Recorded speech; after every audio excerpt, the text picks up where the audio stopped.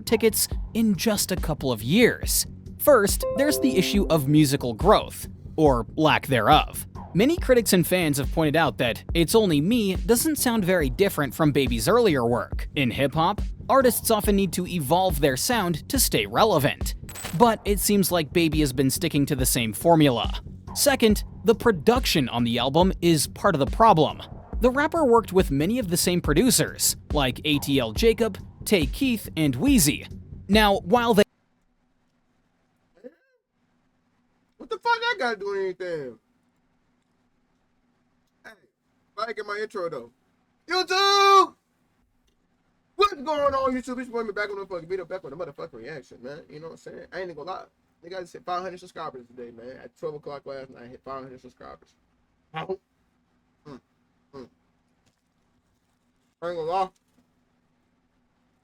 This might be my only deal for the next 2 days. I'm not lying. Until Thursday. So, I ain't gonna lie. I don't got no more money. I just spent $1,174 in my car. I ain't even 19. I'm broke as fuck. I ain't even gonna lie to y'all. But hey, it's cool though. This guy, God bless, is coming. Anyways though, I hope everybody having a great day. I hope everybody getting some accomplished today. I hope everybody is transforming the world today in some sort of shape or way, form or fashion. You know what I'm saying? For better or for worse. And yeah, man. I appreciate everybody who loves to support my videos. I'm trying to eat this fucking burger, and this shit not going very well. It's kind of dry because I had to warm up the microwave. But yeah, hope everybody. I love everybody who's supporting on my videos, bro. But it means a lot. I'm at 500 subscribers now. All I gotta do is hit the watch time, and then I'm verified to get paid on YouTube, bro. I'm verified to get paid on YouTube. All I gotta do is get the watch time hours, and I'm there. Like, I'm there. But yeah, that's a blessing in disguise. Hold on, I just lost my train of thought. Oh yeah, it's not like actual being paid, but it's like y'all can do like memberships. Y'all can subscribe to my channel. Like y'all can like do like a super subscription. You know what I'm saying? Where I earn promotion, I earn payroll of that, or like y'all can like send me money and shit like that, or I get 1,000 subscribers and 4,000 watch hours and get paid by YouTube by ads. You know what I'm saying? So yeah, that's all I'm waiting on right now. Without further ado, let's get straight into the motherfucking video. I ain't gonna hold y'all too much longer. Free Django Tully, by the way. In the fast-paced world of hip-hop, staying on top isn't easy. Lil Baby, once hailed as the voice of a generation, burst onto the hip-hop scene in 2017 and quickly became one of the most talked about rappers in the game. Just a couple of years ago, he was dominating the charts, delivering hit after hit, and establishing himself as one of the leading voices in hip-hop. What happened? Was it a shift in the music industry, personal decisions, or something else entirely? In this video, we'll analyze his career trajectory, the possible reasons behind his decline, and what this means for the future of hip-hop. Born on December 3rd, 1994 in Atlanta, Georgia, Lil Baby's journey from street hustler to rap superstar is a tale of remarkable ascension, followed by recent changes that have led many to question the direction of his career.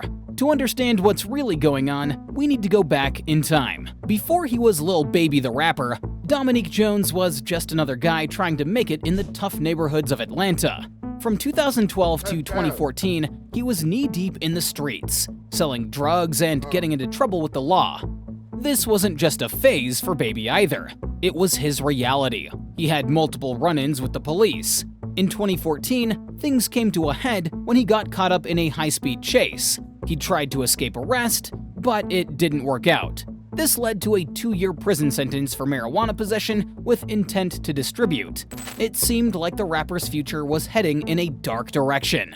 But sometimes, being in the wrong place can lead you to the right people. Even though he was living the street life, Baby was hanging around the Quality Control Studios. This was where big names like the Migos, Lil Yachty, Young Thug, and Gunna were making music. Baby wasn't a rapper then, but he had the swagger of one. After he was released from prison, he was at a crossroads. That's when some big names in Atlanta's music scene started encouraging him to try rapping. Coach K, who runs Quality Control Music, saw potential in the Grammy-winning artist. So did other rappers like Young Thug and Gunna. Young Thug was Thug, by in his side. particular, believed in Baby so much that he actually paid him to leave the streets and focus on music. Coach K used to always say, man, Baby got that swag. He got that real young Atlanta nigga swag. Man, I'm telling you, he need to rap. Coach used to always say that. He said, "I literally paid Lil Baby to leave the hood. I was like, bro, you can rap. You got it. You could." That's actually a true story. In the documentary, bro, he even said that himself, that he paid Lil Baby to leave the hood. Like, Lil Baby was always hard. He was just coming up with like he would post like Instagram pictures that, and then it was come up with like fire captions for him. And so after that, niggas just wanted to leave the hood for it, bro. Could be next. You gotta leave the hood. Like, Young Thug, like, he gave me all the jewels. Like, it's time, like, Young Thug really, literally, like, paid me to leave the neighborhood. Like, bro, you can rap, you got it. I'm telling you, like, you could be next. Like, bro, you gotta leave the hood. Like, I'm telling you, like, bro, I pay you to come to the hood today. Like, how much you gonna make today? Like, I'm gonna pay you to come to the studio, just stay at the studio all day. Like, This was a huge deal for Baby. It meant that he could focus on making music without worrying about money from the streets. Once Baby decided to take rapping more seriously, things moved fast. In 2017 alone, he dropped 3 projects. Songs like My Dog and Freestyle showed off his raw talent and ability to tell street stories in a way that people loved. These tracks quickly gained attention in Atlanta and stamped him as What gained him traction the most, I don't care what nobody say, was the song Freestyle. When he, shout out my label, that's me. I'm in the people CB. I'm in the people for Drake. I just pulled up, yeah, hey, real nigga, all in my face. Borrow the rights in my say. Borrow the rights in my plug. What you know about showing love? What you know about pulling up? And Billy Truck, made these bitches find her love. All of my niggas on go. None of my niggas no hoe. All of my niggas won't smoke. All of my niggas together. We came from the bottom. This the way each other go. Oh, that shit was hard as fuck. as a rising star in the game. But it was 2018 that really put Lil Baby on the map. He released 4 successful projects that year, including Drip Harder with Gunna and his first studio album, Harder Than Ever. And that we started off as close friends. Somehow you turned into my girlfriend. We used to tell each other everything. I even went and bought a diamond ring, matching earring. Everything was so cool. Which hit number 3 on the Billboard charts, proving that the Atlanta native wasn't just a local phenomenon. He was becoming a major player in hip-hop.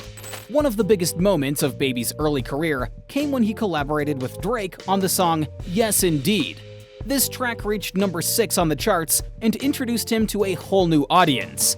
It was like Drake had given Baby his stamp of approval, and the Shit. I ain't gonna lie, Drake the #1 selling artist right now when it comes to the rap. Well, he was. I don't know about now, because now you got fucking Kendrick Lamar that put his ass on hush mode. But he was the #1 selling artist at one point in time, just like YB. You feel me? When him and YB did that one song, that shit was hard too. But then whenever him and Drake did it, you know, back then YB didn't have that audience. Like, he had that audience, but he didn't have it like he does now.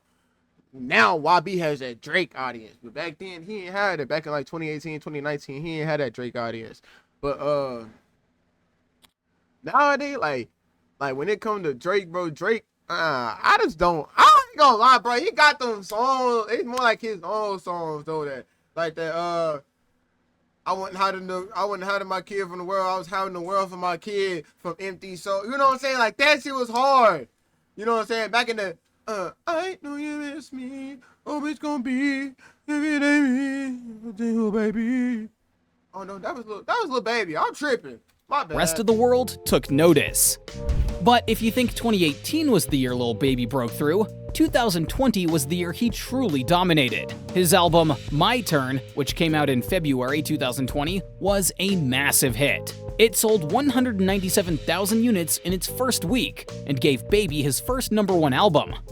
Later, he released a deluxe version that included The Bigger Picture. Oh yeah, this right here went crazy all because of this. All because of the George Floyd movement back then, bro.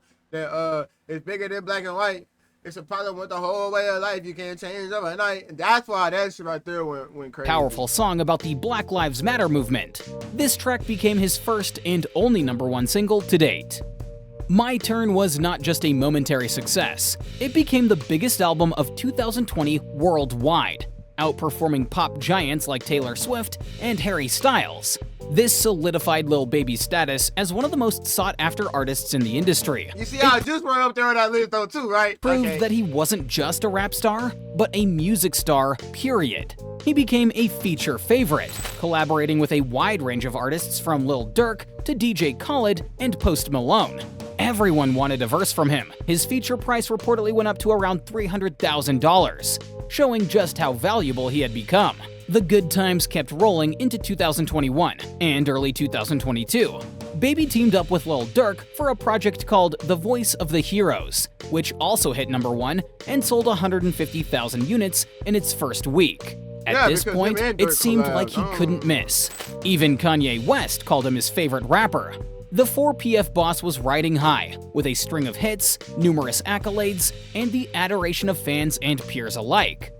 However, in October of 2022, in what should have been another big moment for Lil Baby, he released his third studio album, It's Only Me. And at first glance, the numbers looked good. It sold 216,000 equivalent units, including 6,500 pure album sales. In today's streaming-heavy world, those are solid numbers. But things weren't quite right. Unlike his previous releases, It's Only Me only stayed at the top of the charts for 1 week before dropping out of the top 10. Critics weren't as impressed this time around either. Pitchfork, a well-known music review site, gave the album a 5.5 out of 10. They said Baby's delivery sounded indifferent and that his words didn't. But I ain't gonna lie though, bro. Everybody got their own opinions, you know what I'm saying? I fuck with this album. I ain't gonna lie, I did. Now, ever since this fucking album dropped, I ain't heard a fucking song from Lil Baby. Like, let's go look at this shit. Lil Baby. I ain't even heard an album from this nigga since this song dropped. No, literally, this right here, he been releasing singles. I'm looking at it right now. He been releasing singles. And he been dropping with, like, underground artists. The only one recently that he dropped, like, he dropped with French Montana. And ATL Jacob. That shit was hard. Okay. We can go Ben for Ben. Or we can go M for M. Alright. Then you got that Pretty Brown, driving me around. That shit was hard. I ain't gonna lie. Okay. But he hasn't released an album since 2022 though. Oh God. Like, what is going? Where's the albums at, baby? Where? No homo. Where's the albums though? Like, why is there no album? You know what I'm saying? Like, what are you doing behind the scenes? What could possibly be so important that, yeah, hit as hard as they used to? The most alarming indicator of Lil Baby's potential decline came in the form of canceled shows during his It's Only Me US tour. This was a big deal, because just a year earlier, he was at the top of his game. Now, he was struggling to sell tickets, supposedly. Despite bringing along rising stars like Glorilla and the Kid Laroi, it did. Now I ain't gonna lie, I didn't really like that. Hey, everybody that can't pull it off out. Hey, I didn't like that shit. Didn't work out. The canceled shows included stops in Phoenix, Sacramento, Salt Lake City, Denver, Indianapolis, Louisville, and Pittsburgh. Baby's team didn't give a reason for the cancellations, but people in the industry had guessed it was because of low ticket sales. I talked to his peers too. I talked to other people who rap. They're all shocked that this is the album that was dropped. Even though it's not trash, I'm gonna amplify the fact that it's mid, which might be just as detrimental if it was. As I've said, this was pretty shocking for an artist who, not long ago, was considered one of the hottest acts in the game. Selling out big arenas is something only the biggest names can do consistently. Artists like Drake, Eminem, Taylor Swift, or Kanye West. The fact— You gotta throw your YB in there! Why is no one throwing YB in there? YB is he's literally had YouTube screaming since, I don't know when. If I catch another motherfucker talking down on YB, I'm fucking beating their ass. What Larissa say? Or what that one nigga say inside Chief Key thing? But bro, what? Bro, why no one putting YB at the top of the charts, bro? Even his trash shit has numbers to it. Every album YB has dropped has done numbers. Oh, and wait till this nigga gets out. bro, just fucking wait till this nigga gets out, bro. All my life, on everything I love, his album is gonna go #1 for at least a month straight. He's gonna be tours. Bro, I'm telling you, bro. This nigga YB, whenever he gets out, is finna go fucking crazy on the music. Matter of fact, he locked up right now, bro. So really, his next album might go crazy. He ain't released an album since the beginning of this year, I think. Let's go see. Let's go find out right now. Because all his shit on Apple Music. Everything on Apple Music. So let's go find out right now. Young boy. Never broke again. Yeah, his last album that he released. Ooh. He released another song. It's also a few. Oh, that's that one shit. Bro, his last album drop was at the end of 2023. This nigga has not dropped an album since 2023. But I ain't gonna lie though. That nigga went crazy 2022. That nigga dropped. Hold on. I'm finna go say all the albums that this nigga dropped 2022, bro. This nigga dropped Colors. Oh, no. Yeah. Okay. So he dropped Colors, Better Than You, The Last Slamito, Realer, 3800 Degrees, Mine Got a Family, 3860. That is 7 albums in 12 months. That means every 1.5 months you're dropping a fucking, bro. That's insane, bro. This nigga YB's work is unmatched. But anyways, though, bro, like, why is no one putting him at the top, bro? I don't like that. The fact that Lil Baby was having troubles filling venues I'm not even trying to be a YB dick rider, but damn, bro. That held over 20,000 people was a sign that he hadn't reached that stratosphere. When news of the canceled shows hit social media, people started talking. Some fans were disappointed. Others started to question whether Lil Baby's popularity was fading. While some of these reactions might have been too extreme, they showed that people were noticing a change in Baby's career trajectory. So what happened? How did Lil Baby go from being on top of the world to struggling to sell concert tickets in just a couple of years? First, there's the issue of musical growth, or lack thereof. Many critics and fans have pointed out that It's Only Me doesn't sound very different from Baby's earlier work. In hip-hop, artists often need to evolve their sound to stay relevant. But it seems like Baby has been sticking to the same formula. Second, the production on the album is part of the problem. The rapper worked with many of the same producers, like ATL Jacob, Tay Keith, and Wheezy. Now, while they are talented, using the same group of people can lead to a sound that feels repetitive. Some fans have suggested that Baby needs to work with other producers to bring a more diverse sound. In his Who the fuck y'all want this nigga to work with? Mike Will made it? Like, what? DJ Drama?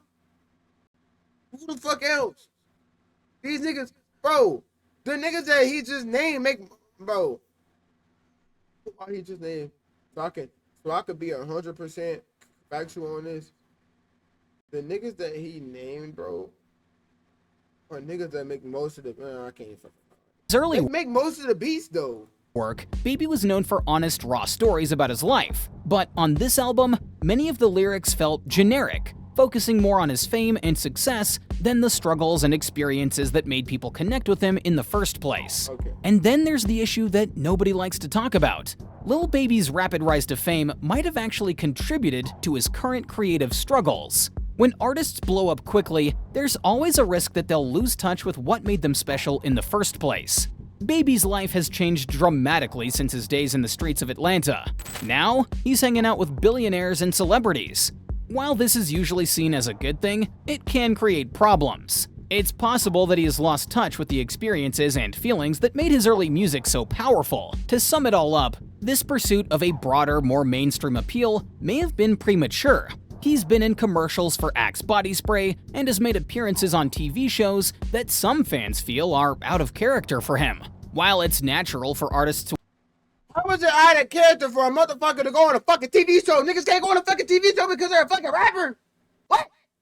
want to expand their reach, moving too far from your roots can alienate the fans who supported you from the beginning. Also, it seems like he's trying to fast-track his career to arena-selling artist status without necessarily putting in all the groundwork required for such a transition. As a result, some of the same listeners who propelled him to stardom have begun to grow disillusioned or simply moved on to the next rising star in the fast-paced world of hip-hop. You see, one of the biggest challenges for any artist, especially in hip-hop, is finding ways to grow and change while still staying true to themselves. This is where I believe Lil Baby seems to be struggling the most. It almost seems like he's too comfortable. Zaxby's new chicken finger melts are stacked with chicken fingers, bacon, 2 cheeses, and your choice of sauce. Zaxby's. Nah, I ain't gonna lie. Harrison said, baby with him, 4 p.m., 4 balls, fine. Want me for that dot, till that pussy cross the line. I ain't gonna lie, that nigga, hey, I ain't gonna lie, that nigga Baby ain't really put out another hit since then. I need some more. Your antics make me bored, cause I just came. In his early days, he was incredibly prolific, releasing 7 projects in just 2 years. That kind of output showed real hunger and drive. But lately, it seems like that hunger has faded. Instead of constantly pushing himself to create new music, he seems more focused on high-profile collaborations and mainstream acceptance. There's also been a shift in the content of his music. Well, what if that's not even him, though? What if that's his label trying to get him to get money? Like, if you think about it, that's opportunities, bro, for him to make money. The main reason he got up in this shit was to make money. You feel me? Now that he's doing what the fuck he got up in here for, it's like, damn, I can't even do what the fuck I came in the industry for. I came in this shit to make money. He didn't even want to rap at first. If y'all go back and go look at it, the nigga didn't even want to rap. He wanted to stay in the streets. Young Thug paid him to get about the streets. So what? Like, what? Early in his career, he wasn't afraid to tackle serious issues. His song, The Bigger Picture, which came out during the height of the Black Lives Matter protests, showed that he could address important social topics in his music. But more recently, Baby has backed away from this kind of content. In an interview with GQ in 2020, he said, "The more I'm seeing what's up with all that stuff, the more I'm like, let me back up off politics. I don't want to be no Malcolm X or Martin Luther King." No, and I agree with that, bro. And here's why I agree with that.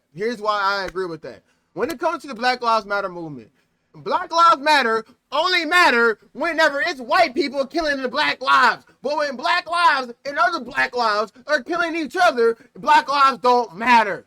Have y'all not noticed that, bro? Black lives only matter whenever a white person kills them. But whenever a black person does it, black lives don't never matter. They never fucking matter at all. Black people really put themselves in the situation they put themselves in now. Let's be honest, we did. Bro, nigga, y'all are turning around switches. Y'all niggas are 15 and turning around switches. Everybody want to be a gangbanger. Everybody want to be a street nigga nowadays. No one wants to go to school. No one wants an education. Everybody wants to be a rapper. No one wants to be respectful. When it comes to black families put down each other. Let's be honest, bro. You go out there right now. All right, you got a black family. You go tell your mama right now you think you got ADHD. She gonna look at you like you fucking crazy. You go tell your mama right now you think you got depression. She gonna look at you like you fucking crazy, like you a dumbass. On my life.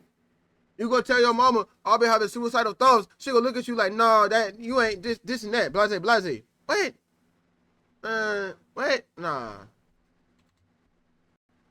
I ain't going for it. I stuck my nose in it, I'm good on that. Now, while it's understandable that an artist might not want to be seen as a political figure, this retreat from more meaningful content has left some fans feeling disappointed.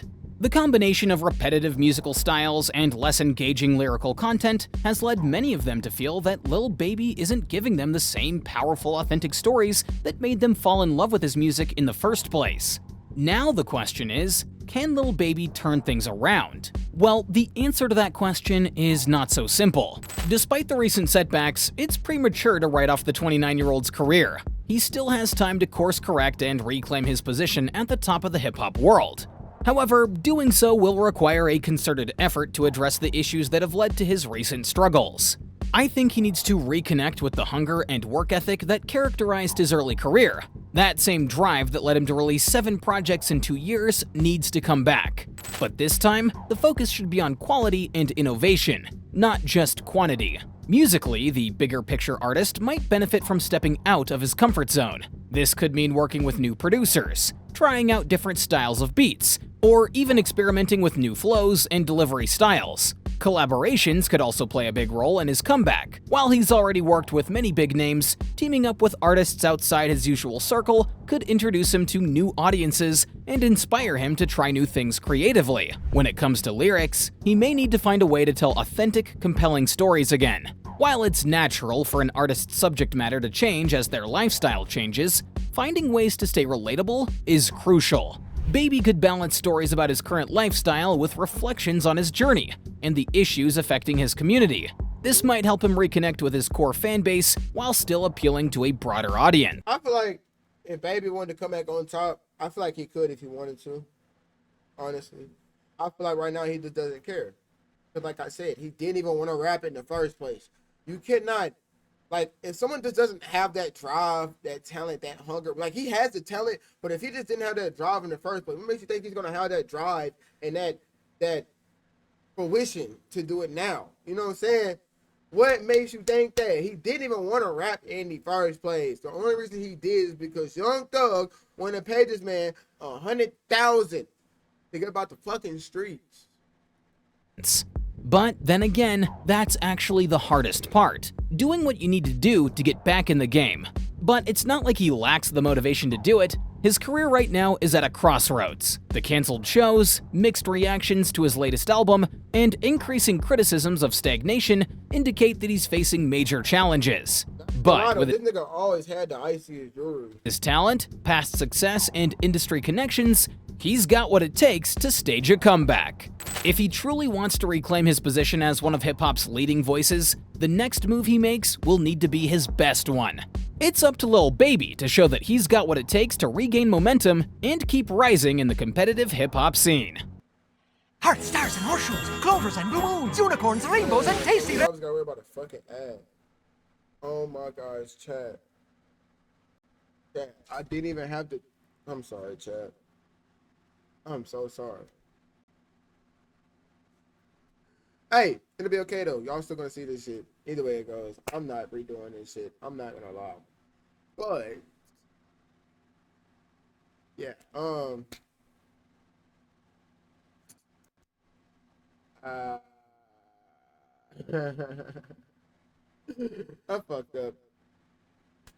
See you in the next video. Deuces, nigga.